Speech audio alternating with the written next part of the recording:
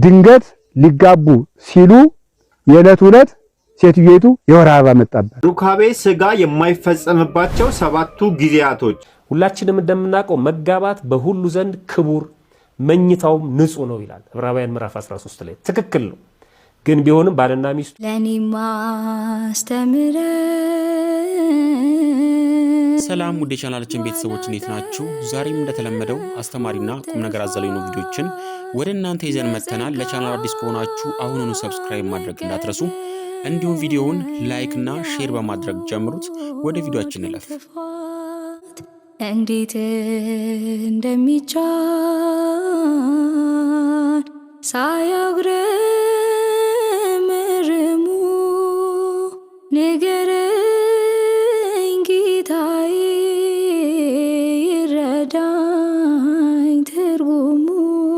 አንድ ነገር ልንገራችሁ። አንድ ሰው እግዚአብሔርን ወደደ የሚባለው የሚጸድቅበትን ቀመር እየፈለገ ስለሚሰራ ሳይሆን እግዚአብሔር የሚጠላውን ነገር ለእግዚአብሔር ብሎ የተወ እንደሆነ ያችናል። እለታፈቅርዎ ለእግዚአብሔር ጽድዕዋ ለእኪት። ይሄ ነው በቃ ምልክቱ ማለት ነው። እግዚአብሔርን የምትወዱት ከሆነ እግዚአብሔር የሚጠላውን ጥሉ ማለት ነው። እግዚአብሔር የሚጠላው አኮኑ ጸላይትከ ምንድነው ያለ ቅዱስ ዳዊት? ጸላይኩ ጠላትህን የምጠላ አይደለሁም ወይ? ጠላቶች ጠላቶቼ ናቸው ብሏል። ጠላቶችን እጠላለሁ። ስለዚህ የሚጠላቸው የእግዚአብሔር ጠላቶች ኃጢአት ናቸው። እግዚአብሔር አሁን የምንጸልይ ለምን ይመስላችኋል? የምንጸልይ አሁን እግዚአብሔርን ስለምንወደው ነው። ይሄን የሚያደርግ ሰው ካለን ይሸልመዋል። የምንቆርብ አሁን እግዚአብሔርን ስለምንወደው ነው አይደለም። ካልቆረብኩ ጥሩ አይደለም ብለን ነው የምንቆርብ። የምንጸልይ ካልጸለይኩ ጥሩ አይደለም ብለን ነው የምንጸልይ። ቤተክርስቲያን የምንሄደው ጥሩ አይደለም ብለን ነው የምንጸልይ። ጥሩ አይደለም ማለት ለኛ የሚመጣብንን አስበን ነው እንጂ እግዚአብሔርን ወደነው አይደለም የምናደርገው ማለት ነው። እግዚአብሔርን መውደድ ግን መገለጫው የመጀመሪያው ለእግዚአብሔር ብዬ እስኪ አንድ ነገር ልተው ነው። ሲያው እንግዲህ ዛሬ ከተወለድን 50 40 20 30 15 ዓመት ይሆነዋል ለዚህ ውስጥ ማለት እስከ ዛሬ ድረስ ለእግዚአብሔር ብዬ የተውኩት ምን አለኝ ብሎ ማሰብ። ለእግዚአብሔር ብዬ የተውኩት ካለኝ ነገር ሁሉ ከከበበኝ የኃጢአት ባለጸግነት ለእግዚአብሔር ብዬ የተውኩት ምን አለ ብሎ ማሰብ ነው በጎ ዋጋ የሚያሰጠው ማለት ነው። አብርሃም ለእግዚአብሔር ብሎ ዘመዶች ሁሉ ነው የተወው። ስጋውን ሁሉ ትቷል። ነውርን ሁሉ ትቷል። ለእግዚአብሔር አበው ለእግዚአብሔር ማፈርን ሁሉ ነው የተውት። ተገዘርልኝ ሲለው አብርሃምን ማፈርን ትቶ ለእግዚአብሔር እርቃኑን አጋልጦ መስጠትን። ቅዱሳን ለእግዚአብሔር እንኳን ኃጢአትን ክብርን ይተዋሉ ማለት ነው። ማፈርን ይተዋሉ። እና እንደው አንድ እንጨት ብትተውልኝ ምን አለ ያለው እግዚአብሔር። እስኪ እንደው አንድ የምትወዳትን ነገር ያስጎመጀችን ነገር ተዋት። አሁን የዛሬው ትምህርታችን ውጤት መሆን ያለበት እግዚአብሔር ቢረዳን ማለት እኔም እናንተም አንዲት የምንወዳትን ዕፀ በለስ ከዛሬ ጀምሮ ለመተው ቃል ብንገባ ነው። ግቡ አላልኩም፣ ግቡ ነው ያልኩት እንጂ ማለት እያስማልኳችሁ አይደለም ነው። ለራሳችን ግን እስቲ መወሰን በቃ አንድ የምወዳት ዕፀ በለስ አለች፣ ከዛሬ በኋላ ይችን እተዋታለሁ። ተተዋላችሁ? እንድንተው እግዚአብሔር ይርዳን በሉ ነው ያልኩኝ።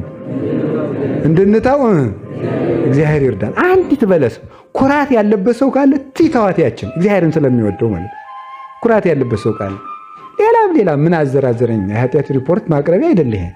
ሌላም ጉድ ካለብን እስቲ እንደው ለእግዚአብሔር ብለን ያችን ልተውለት። ይችን በለስ ይሄን ሁሉ ፀሐይወት ሰጠኝ፣ ይሄን ሁሉ አጥራጥሮልኝ እስቲ እግዚአብሔር እንደው ይችን ልተውለት እንደው ይችን ብለን ማለት ነው። ለወዳጅ ተብሎ እኮ ስንት ነገር ይተዋል እናንተ። ለወዳጅ ተብሎ፣ ለጎረቤት ተብሎ፣ ለወንድም ተብሎ፣ ለአንድ ባለውለታ ተብሎ እኮ ቀጠሮም ይሰረዛል። ለእግዚአብሔር ብለን እኮ አንድ የኃጢአት ቀጠሮ እኮ አሳልፈን አናውቅም። አንድ የኃጢአት ቀጠሮ ፈልገን ተዘጋጅተን እንሰራታለን እንዳታልፍብን ማለት። ለእግዚአብሔር በብዙ ጊዜ መካከል አንድ ጊዜ ሳይኖረን ለኃጢአት ግን ፈልገን ሰከንድ እንኳን እናገኛለን። ያንን ጊዜ ማለፍ መቻል እግዚአብሔርን መውደድ በገነት መኖር ይሻላል። በገነት መኖር የገነት እጽዋትን ሁሉ እየበላን ዕፀ በለስ እንድንታገስ እግዚአብሔር ይርዳን።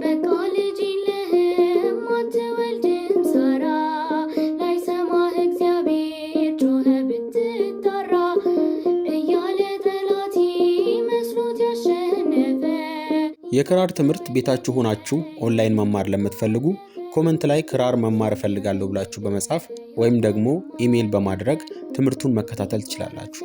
ሁላችንም እንደምናውቀው መጋባት በሁሉ ዘንድ ክቡር መኝታውም ንጹህ ነው ይላል ዕብራውያን ምዕራፍ 13 ላይ። ትክክል ነው።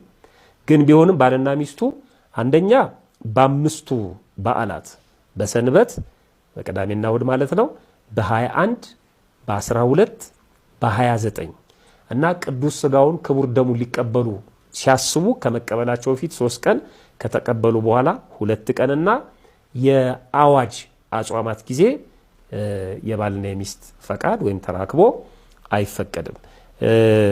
ይሄንን በተመለከተ እንዲህ ይለናል መጽሐፍ ቅዱስ። ለምሳሌ ሚስት ይላል በገዛ ሥጋዋ ላይ ስልጣን የላትም፣ ስልጣን ሁሉ ለባሏ ነው እንጂ። እንዲሁም ደግሞ ባል በገዛ ሥጋው ላይ ስልጣን የለውም፣ ስልጣን ሁሉ ለሚስቱ ነው እንጂ።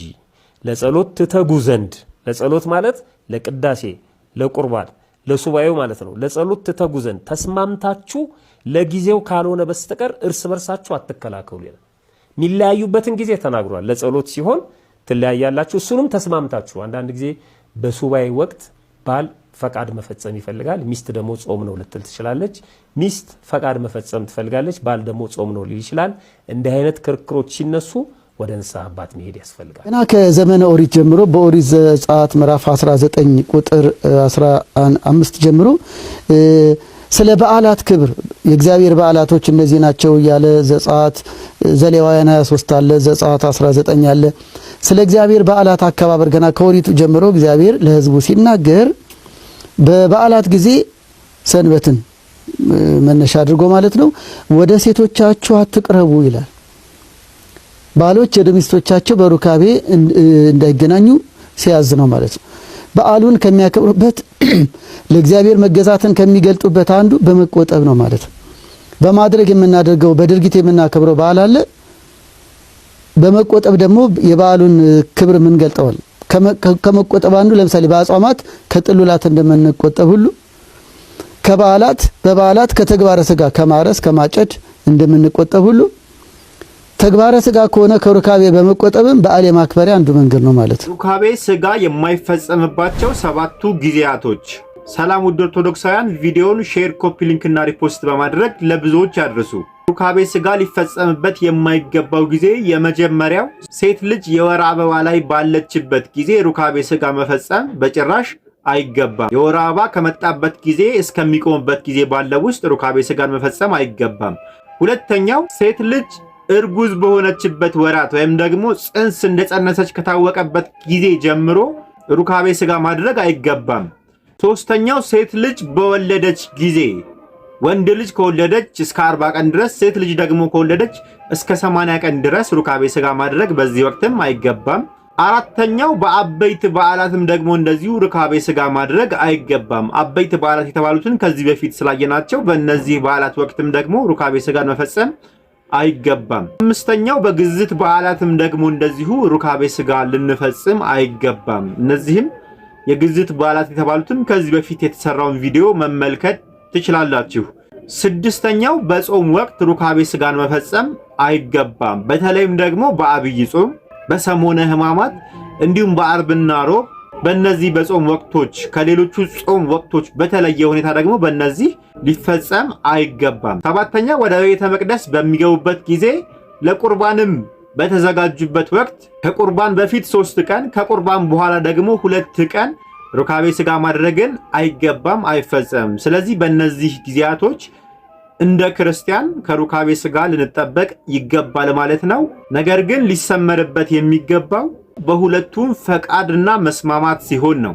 አንደኛው ሳይፈልግ ቀርቶ አንደኛው ደግሞ ፍላጎት ካለው ስለ አንደኛው ፍላጎት ሲሉ ሊፈጽሙ ይገባል። ምክንያቱም በዚህ የተነሳ የተለያዩ ኃጢአቶች፣ ፍቺዎች እና ጸቦች መነሳት ስለሌለባቸው ተመካክረው ተፈቃቅደው የቻሉትን ያህል እነዚህን ወቅቶች ሊጠብቁ ይገባል። ካልሆነ ግን መጽሐፍ ቅዱስ እንደሚለው ለጸሎት ትተጉ ዘንድ እርስ በርሳችሁ ተስማምታችሁ ካልሆነ በስተቀር እርስ በራሳችሁ አትከላከሉ፣ ራሳችሁን ስላለ መግዛት ሰይጣን እንዳይፈትናችሁ አንድ ላይ ሁኑ በማለት ቅዱስ ጳውሎስ በዚህ በአንደኛ ቆሮንቶስ ምዕራፍ 7 ከቁጥር 5 ላይ መዝግቦልን እናገኛለን። ድንገት ሊጋቡ ሲሉ የዕለት ዕለት ሴትዮይቱ የወር አበባ መጣባት። ይቁረቡ ችግር የለም እንዴ? ማን ነው ችግር የለም ያለ? እንደዚህ ይሄን ችግር የለም የሚለው ምንድነው? አለመማር ነው። ይሄን ሁሉ መከራ ያመጣው ችግር የለም ምንድነው መሆን ያለበት? የዚያለት ሀቤተ መቅደሱ ደጃፍ ስትደርስ የወር አበባዋ ከመጣ ጠባዋን አሳምራ ከባሏ ጋር ቤቷል ድግሳቸውን ይበላሉ፣ በሳምንቱ ይቆርባሉ። በቃ ህዝቡ ተሰብስቦ ድግሱን ይብላ የተደገሰውን እልል ካለም ይለል ከወረበም ይወርብ። ቁርባኑን በሳምንት ይቆርቡታል። ግድ ቆይ እግዚአብሔርን እንደሱ ፍላጎት እንኑር ወይስ እንደራሳችን ነው መኖር ያለብን?